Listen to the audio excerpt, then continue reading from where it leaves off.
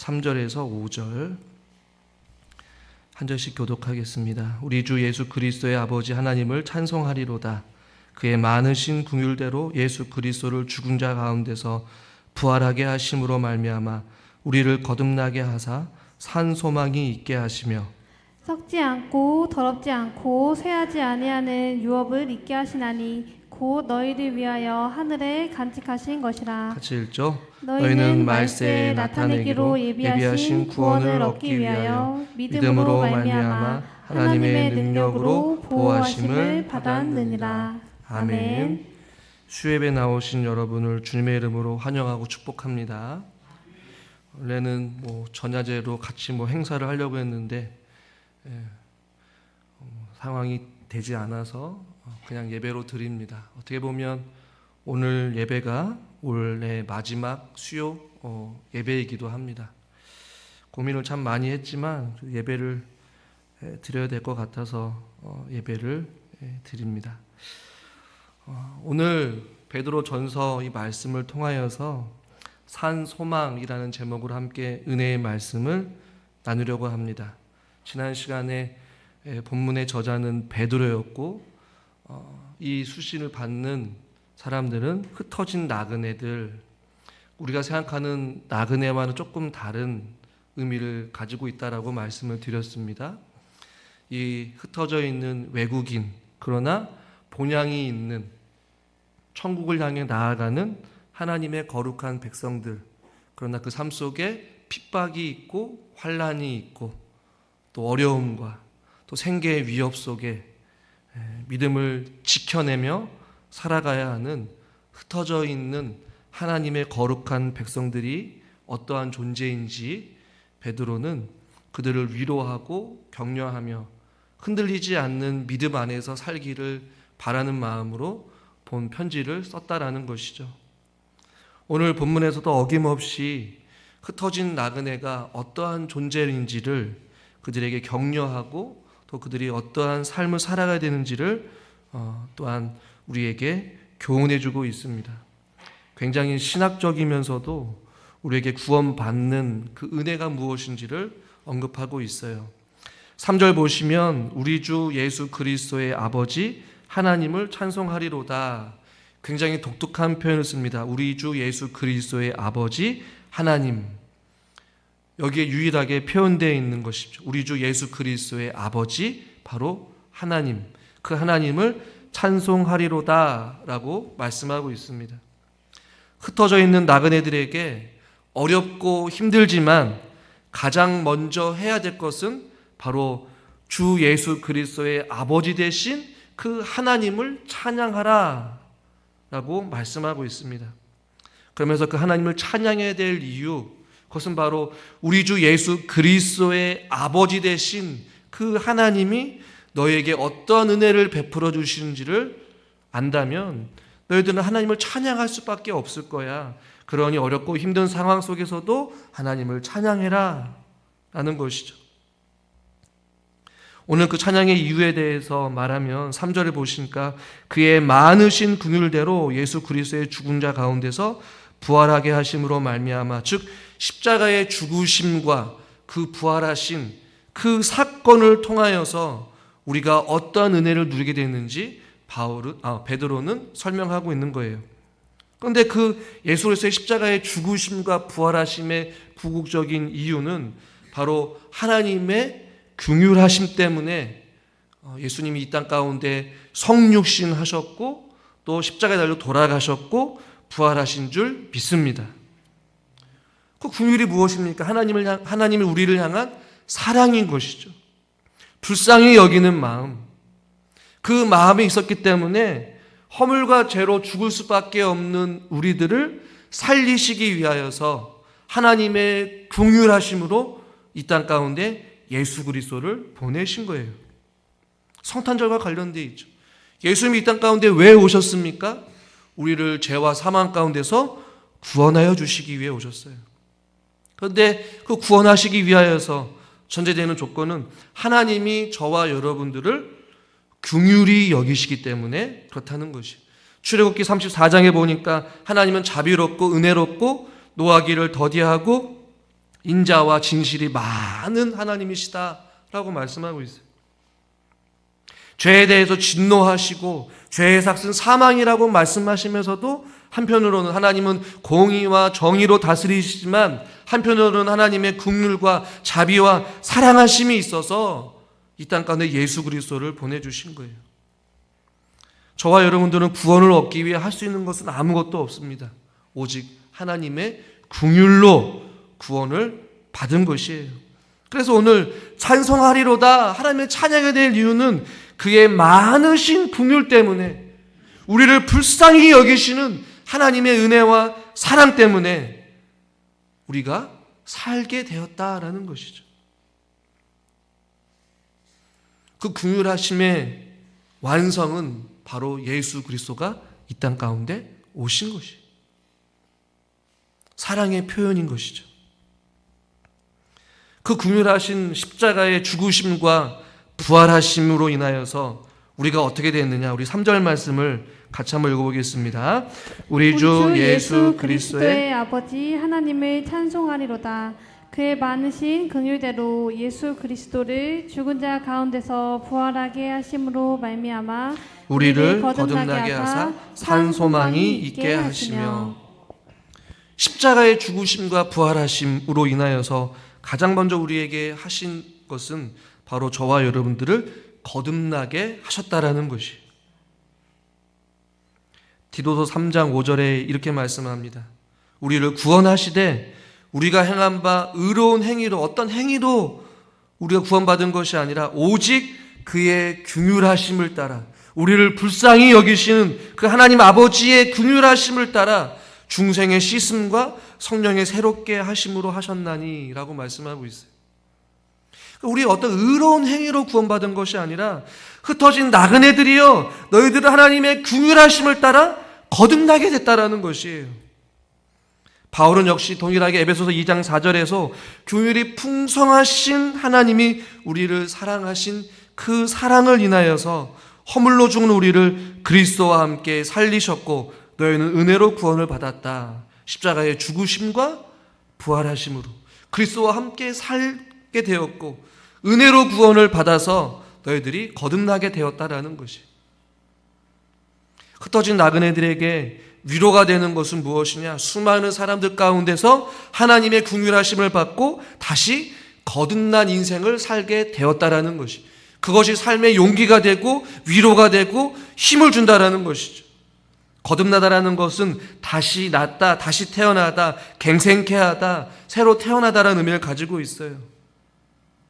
죄에 대해서 죽게 되었지만 하나님의 긍휼하심을 따라 하나님의 자녀가 되고 새롭게 하나님으로부터 태어나게 되는 거듭난 사람이 된 것이죠.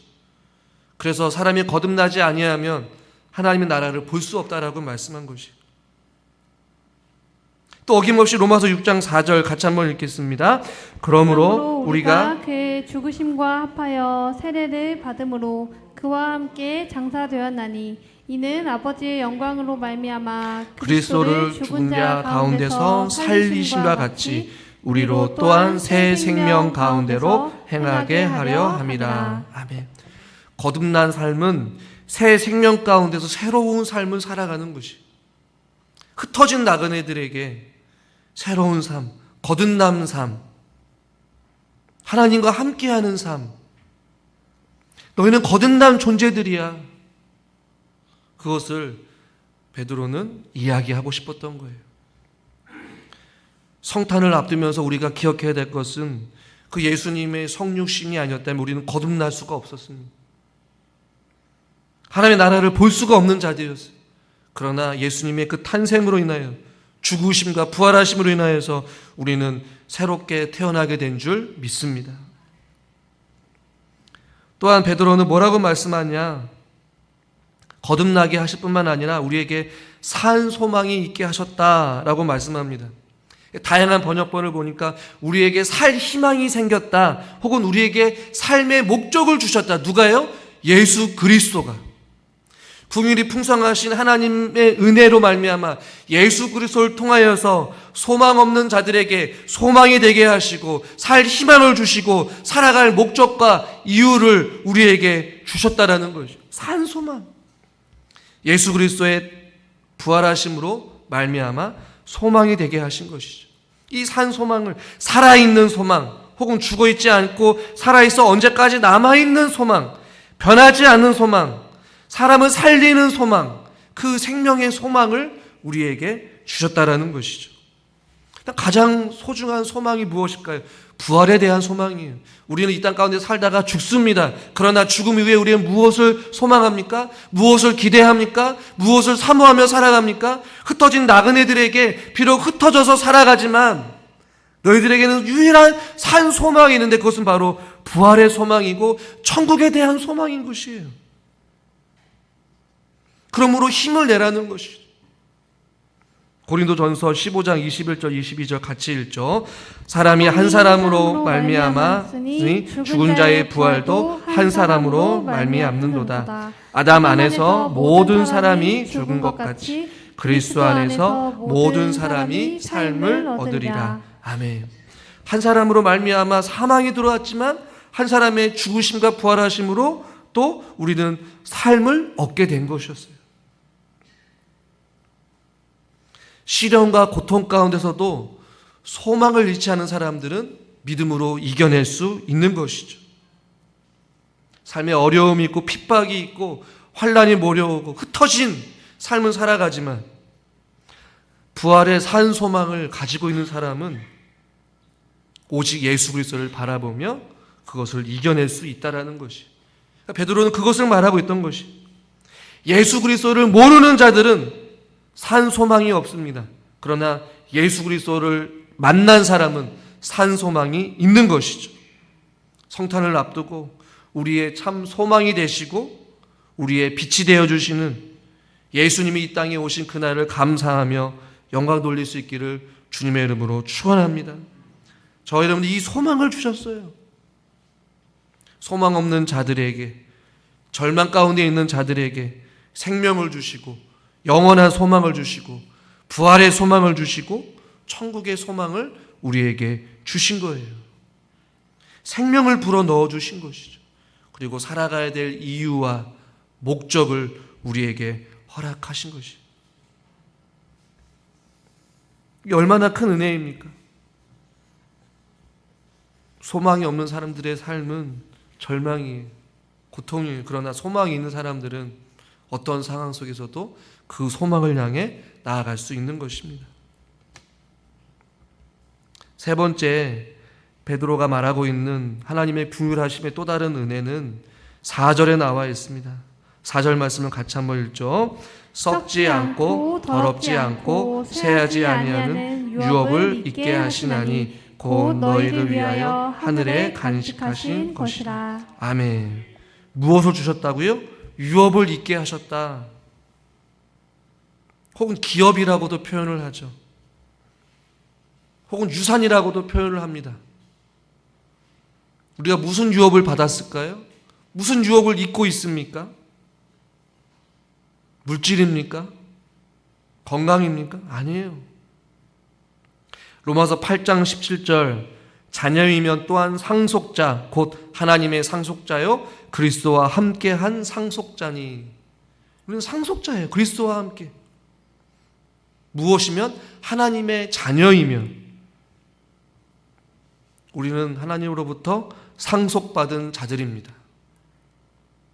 여기서 말하는 이 유업은 구약에서는 아브라함이 가나안 땅을 약속받았을 때 그 땅을 이야기합니다. 그리고 이스라엘 백성들이 12지파가 받은 그 땅을 절대로 팔지 말라라고 했어요. 유업으로 하나님의 받았기 때문에, 상속받았기 때문에 절대 팔지 말라고 했습니다. 그 땅의 약속, 신약으로 돌아온 예수 그리스도를 통하여서 영생을 유업으로 받았죠. 하나님의 나라를 유업으로 받았습니다. 여기서 말하는 유업을 잊게 하시나 때 이 유업은 바로 하나님의 약속의 땅, 하나님 자신, 영생, 하늘의 상급, 구원, 하나님의 약속, 하나님의 복을 이야기하는 거예요. 즉 하늘에 속한 신령한 복을 의미하는 것이죠. 하나님께서 저와 여러분들에게 무엇을 주셨다고요? 하늘에 속한 기업을 주셨습니다. 하늘에 속한 것이 무엇입니까? 영생이고 구원이고 약속이고 생명이고 소망이에요. 부활입니다. 하나님에 속한, 오직 하나님의 만이 주실 수 있는, 하나님으로부터 상속받은 저와 여러분이라는 것이요.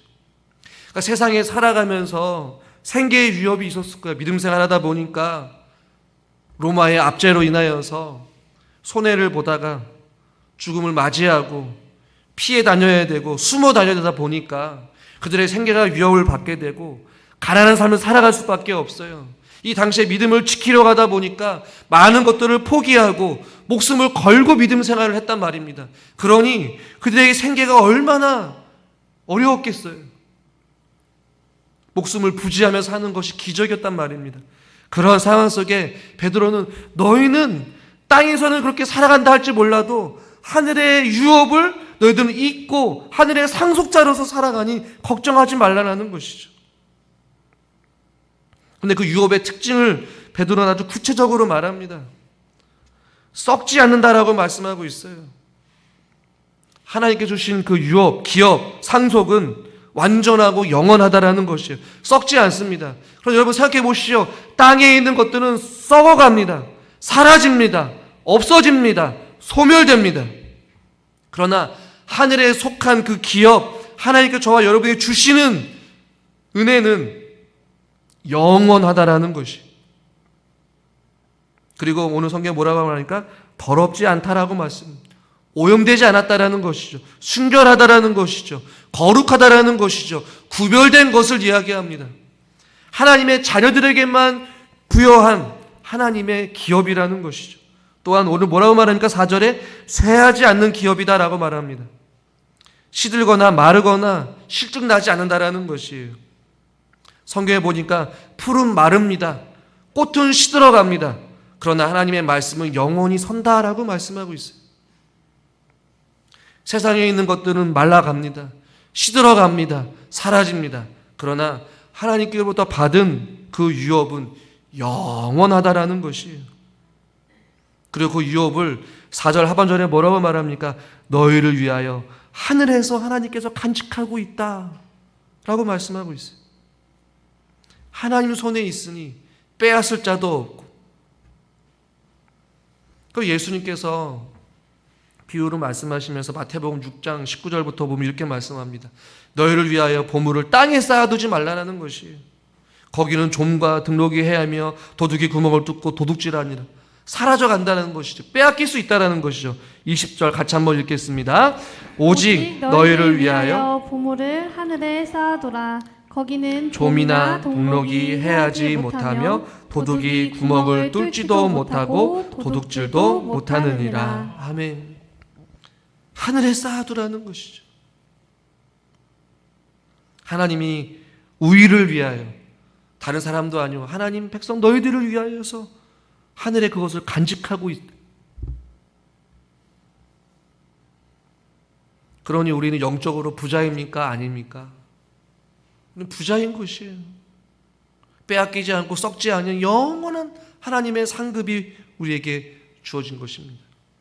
하나님의 자녀가 되는 권세를 주셨습니다. 하나님의 자녀가 되는 권세에는 하나님이 가지고 있는 모든 것을 우리가 자녀된 우리에게 상속해 주셨고 그것을 누릴 수 있는 은혜를 주셨고 이 땅 가운데서도 천국의 기쁨을 누리며 살 수 있도록 하나님께서 하늘의 신령한 복을 각자에게 부어 주신 것이에요.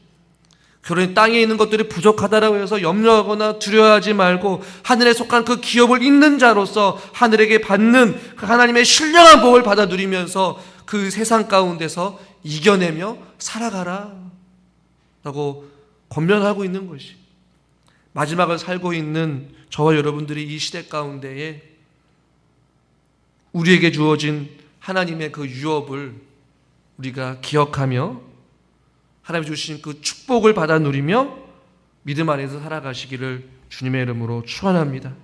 우리는 영적으로 부자들입니다. 마지막 베드로는 이렇게 이야기합니다. 5절 말씀을 같이 한번 읽겠습니다.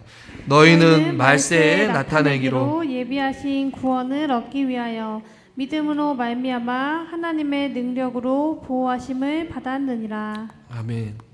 이 믿음으로 말미암아라는 이 단어가 다양하게 좀 번역을 하더라고요.